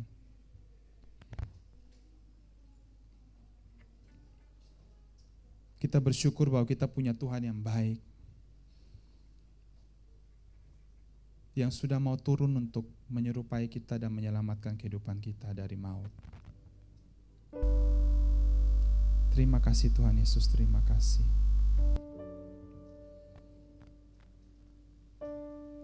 Biarlah firman-Mu di pagi hari menjadi rema bagi setiap kami yang mendengarkan, baik yang ada di gereja maupun lewat streaming online. Tidak kebetulan kami ada di tempat ini, kami mendengar tentang hal ini. Tapi kami bersyukur Tuhan, buat pagi hari ini, Engkau mengingatkan kami kembali, bahwa keselamatan bukan usaha kami, bukan upaya kami, tapi itu semata-mata pemberian daripada Engkau. Dan ketika kami punya dasar yang benar tentang keselamatan ini, itu memberikan damai sejahtera dalam kehidupan kami, dalam melangkah keseharian kami. Karena kami tahu Tuhan, kami sudah aman di dalam Engkau. Masa depan kami jelas di dalam Engkau, bahwa kami akan bersama-sama dengan Engkau Tuhan. Dan tidak bisa dipisahkan oleh apapun juga. Terima kasih Tuhan, karena Engkau terlebih besar dari dosa kami, Engkau terlebih besar daripada pelanggaran kami, Engkau terlebih besar daripada semuanya Tuhan. Oleh karena itu Tuhan, di pagi hari ini saat kami mengambil tubuh dan darah-Mu Tuhan, ini merupakan deklarasi bahwa pekerjaan-Mu di kayu salib sempurna untuk menghapus semua dosa-dosa kami, untuk menyelamatkan kami Tuhan. Dan itu sudah terjadi 2000 tahun yang lalu. Biarlah kami mengingat betapa luar biasa karya-Mu Tuhan atas kehidupan kami. Terima kasih Tuhan Yesus, terima kasih. Kami siap untuk menerima perjamuan di pagi hari ini, ucapan syukur. Di dalam nama Tuhan Yesus, haleluya, amin. Saya mengundang kepada Pak Desmond dan Pak Toton untuk membantu membawakan, bagikan anggur dan roti. Sambil kita naikkan pujian darah-Mu sucikanku. Darah-Mu sucikanku.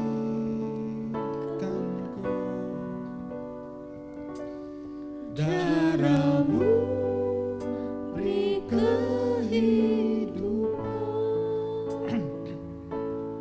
Darah-Mu gantikanku sebagai korban tebusan, sucikanku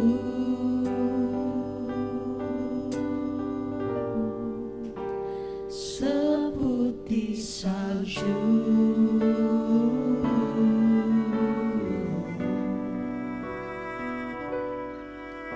Yesusku, korban-Mu yang mulia. Darah-Mu sucikanku. Darah-Mu sucikanku. Darah-Mu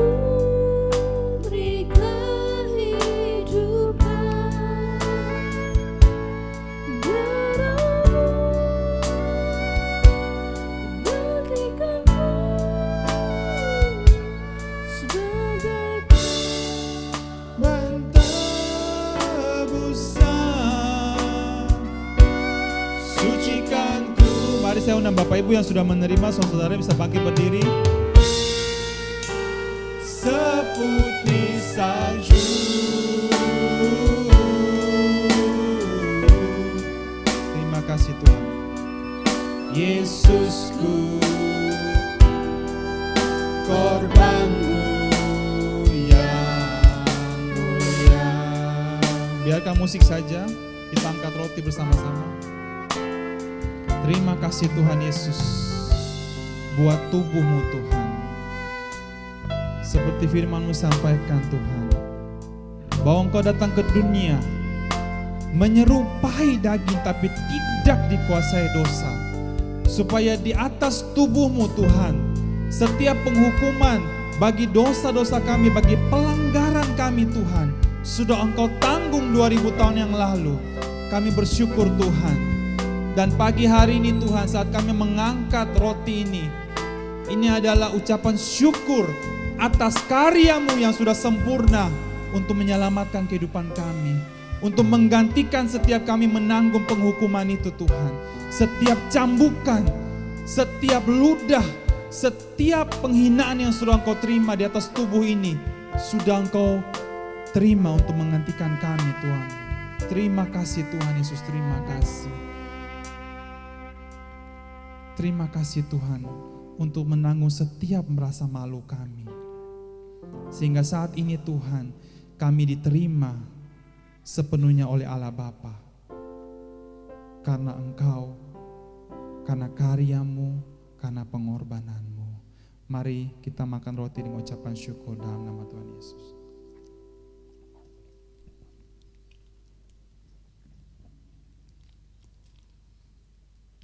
Kita angkat sama-sama cawan ini. Terima kasih Tuhan. Begitu pula dengan cawan ini Tuhan. Anggur ini yang merupakan perlambangan dari pencurahan darah-Mu Tuhan. Karena tanpa pencurahan darah tidak ada pengampunan. Karena di dalam Engkau tidak ada dosa. Ketika darah-Mu dicurahkan Tuhan, hanya darah-Mu yang sanggup untuk menghapus semua dosa kami Tuhan. Kami bersyukur dan kami bersyukur. Karena di dalam darah ini merupakan tanda perjanjian baru Tuhan. Di mana bukan kuat dan gagah kami sehingga kami bisa diselamatkan. Tapi cuma karena pengorbanan-Mu, cuma karena pencurahan darah-Mu semua dosa kami sudah diampuni. Sekali untuk selamanya Tuhan. Karena Engkau Alfa dan Omega, Engkau yang awal, Engkau yang akhir. Engkau tahu semuanya Tuhan. Semua kesalahan kami sudah Engkau pikul, semua dosa kami sudah Engkau hapus. Kami hidup dalam damai sejahtera dengan Allah. Terima kasih Tuhan, terima kasih. Kami terima ucapan syukur ini, kami terima cawan ini Tuhan dengan ucapan syukur karena semuanya sudah selesai dalam nama Yesus. Haleluya. Mari kita minum. Terima kasih Tuhan Yesus, terima kasih. Haleluya, terima kasih Tuhan. Terima kasih Tuhan Yesus.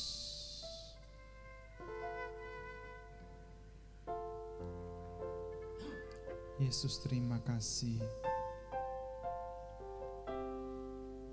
Terima kasih Tuhan Yesus, terima kasih.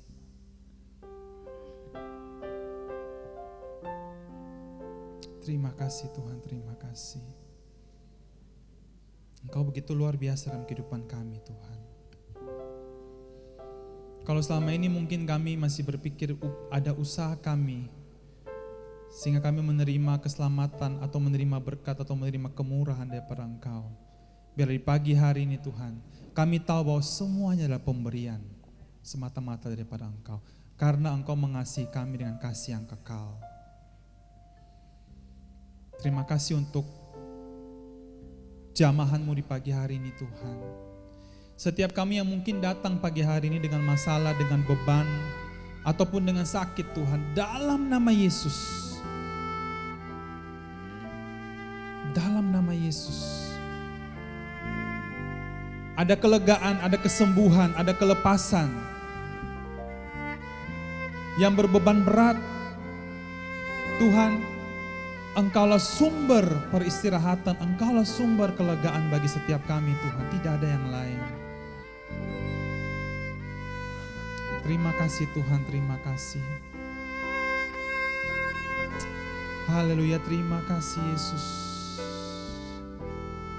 Terima kasih Tuhan Yesus. Kiralah ya rabasyara bara-bara bayara basyara bara bayara basyara. Terima kasih Tuhan Yesus. Haleluya, haleluya, terima kasih. Terima kasih. Terima kasih Tuhan. Kita angkat sama-sama, terima kasih Yesus. Terima kasih Yesus. Terima kasih Tuhan Yesus. Terima kasih hanya anugerah-Mu buat hidupku sekarang. Ku kan memuji-Mu selamanya. Terima kasih, terima kasih. Terima kasih Yesus.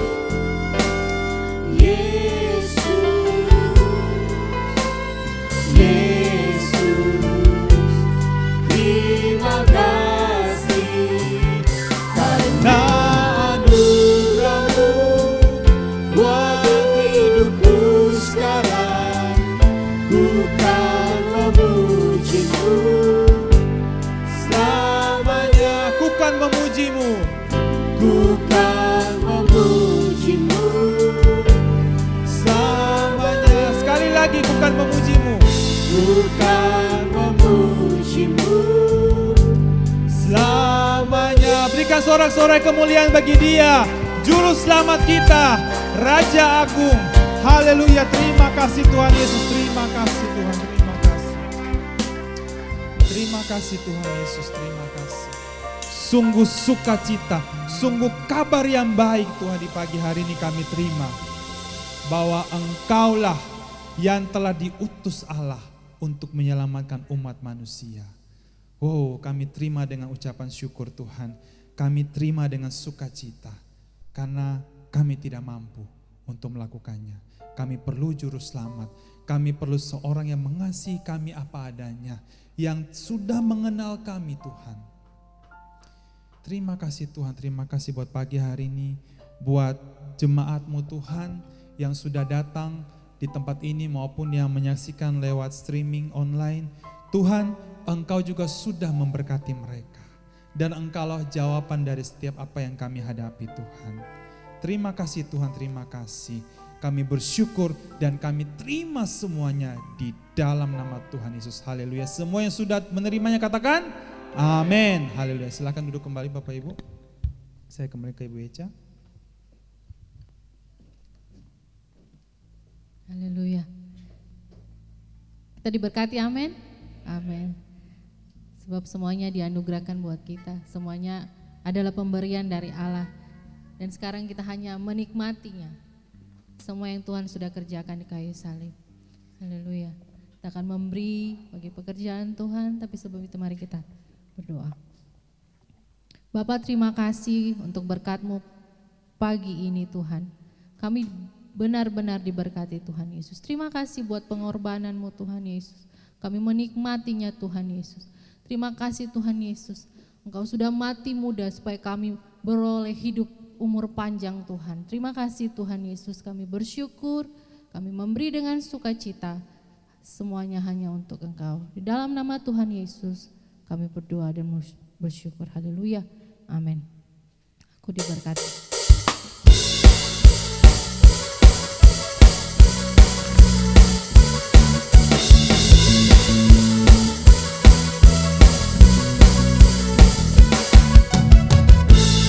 Kasih setiamu nyata bagiku, hikmat kebajikan tersedia bagiku. Bapalah sanggup limpahkan segalanya, dan anugerahnya sangat besar bagiku.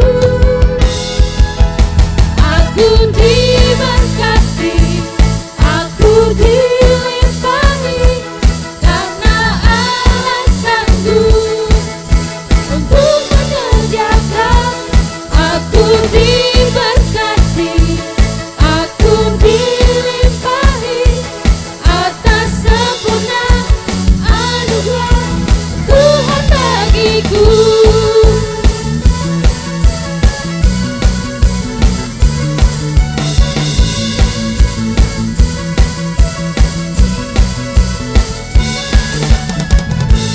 Kasih setiamu nyata bagiku, hikmat kebajikan tersedia bagiku. Mari kita sama-sama bangkit berdiri. Kepala sanggup limpahkan segalanya, dan anugerahnya sangat besar bagiku. Aku diberkati, aku dilimpahi, karena Allah sanggup untuk menyediakan.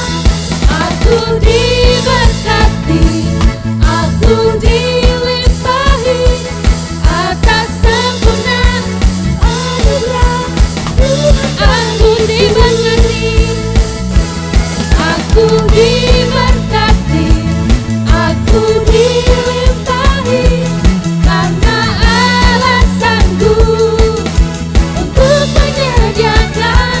Aku diberkati, aku dilimpahi, atas sempurna anugerah Tuhan bagiku.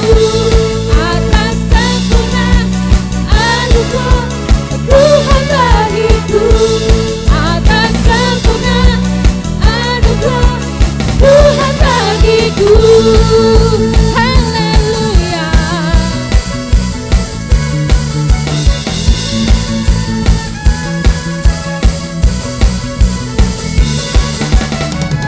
Haleluya. Silakan duduk kembali. Saya serahkan buat Pak Ishak.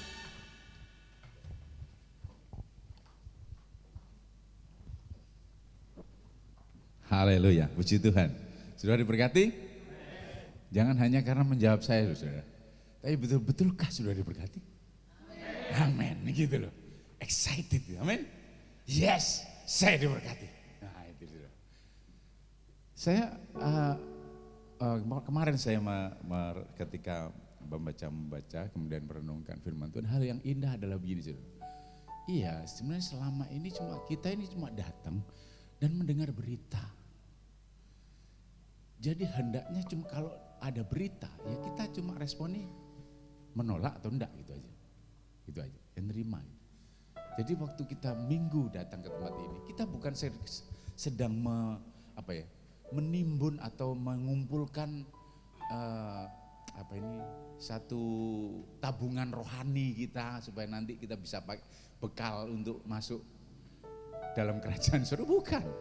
Tapi kita mendengar berita, dan berita ini berita yang amat sangat baik, sampai saat diberitakan hampir-hampir nggak percaya. Itu namanya Injil. Jadi pada waktu ini diberitakan kepada kita, dan keselamatan tidak ada di dalam siapapun juga. Sebab di bawah kolongan lain tidak ada nama lain yang diberikan pada manusia yang olehnya kita dapat diselamatkan. Itu hal yang dahsyat. Amin. Karena tidak ada nama lain, saudara. Mr. M, Mr. Sapa, nggak ada yang bisa menyelamatkan kita. Hanya nama Yesus. Yesus pun Yesus Kristus, saudara. Bukan Yesus Alvarez pemain bola, bukan. Hanya Yesus Kristus saja, anak Allah yang hidup. Dia yang datang dari surga untuk menyelamatkan saudara. Wow, ini kabar yang sangat dahsyat, saudara. Dia satu-satunya. Jadi kabarnya bahwa dia mau datang ke dunia dan mau mati untuk saudara. Segala dosa-dosa saudara dibawanya sehingga saudara disucikan dan dibenarkan. Itu kabar yang sangat dahsyat, saudara. Saya kasih tahu ini, ngerti saudara? Halo? Nah ini saudara, ada pendeta kalau zaman-zaman sekarang, saya beritahu kepada saudara. Kan gitu kan? Kan biasa begitu. Itu maksudnya memberitakan ini berita. Dengarlah, iya. Makanya saat sudah diberitakan hal-hal yang indah, Injil kabar baik ini, maka kita sungguh-sungguh diberkati. Amin. Makanya kalau kita tanya, sudah diberkati? Amin. Amin itu betul-betul iya. Bukan hanya sekedar ya Pak Pendeta tanya, masa enggak enak lah gitu ya.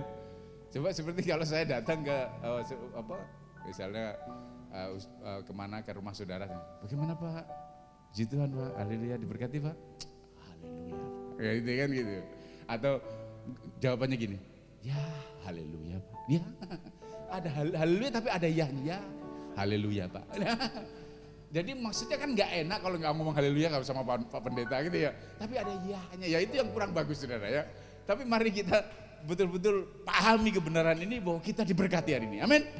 Beri tepuk tangan buat Allah kita. Kita diberkati puji Tuhan. Haleluya. Oke, mari kita bangkit berdiri dan kita berdoa. Haleluya. Bapak, kami ucap syukur dan terima kasih Tuhan Yesus. Oleh kasih karuniamu, anugerahmu kami boleh diberkati luar biasa. Berkat-Mu melimpah atas kami Tuhan Yesus. Karena Engkau datang hanya untuk memberi kami hidup dan hidup dalam kelimpahan. Biar kami pahami ini Tuhan. Kami pegang ini Tuhan. Janji-Mu ya dan amin. Karena Engkau adalah ya bagi semua janji Allah. Dan kami tahu Tuhan, kami boleh hidup Zoe, kehidupan ilahi yang berkelimpahan di dalam Engkau. Terima kasih Tuhan Yesus, terima kasih. Demikian pula kalau kami pulang dari tempat ini, kami tahu Tuhan, Engkau melindungi dan memberkati kami. Engkau menyinarkan wajah kepada kami dan berikan kami kasih karunia-Mu. Engkau menghadapkan wajah kepada kami dan berikan kami damai sejahtera-Mu. Dan kiranya damai sejahtera Allah yang melampaui segala akal itu selalu melihara hati dan pikiran kami dalam Kristus Yesus mulai saat ini sampai Engkau datang kedua kali, bahkan sampai selama-lamanya Engkau terus menyertai dan berkati kami Bapa. Terima kasih Yesus, terima kasih. Dalam nama Yesus kami berdoa dan bersyukur. Semua yang percaya diberkati Tuhan katakan amin. Tuhan Yesus memberkati. Haleluya. Aku dilimpahi karena Allah sanggup untuk menyediakan. Aku diberkati, aku dilimpahi atas sempurna anugerah Tuhan bagiku. Aku diberkati, Aku haleluya. karena Allah sanggup untuk menyediakan. Aku diberkati, aku dilimpahi atas sempurna anugerah Tuhan bagiku. Anugerah Tuhan bagiku, atas sempurna anugerah Tuhan bagiku.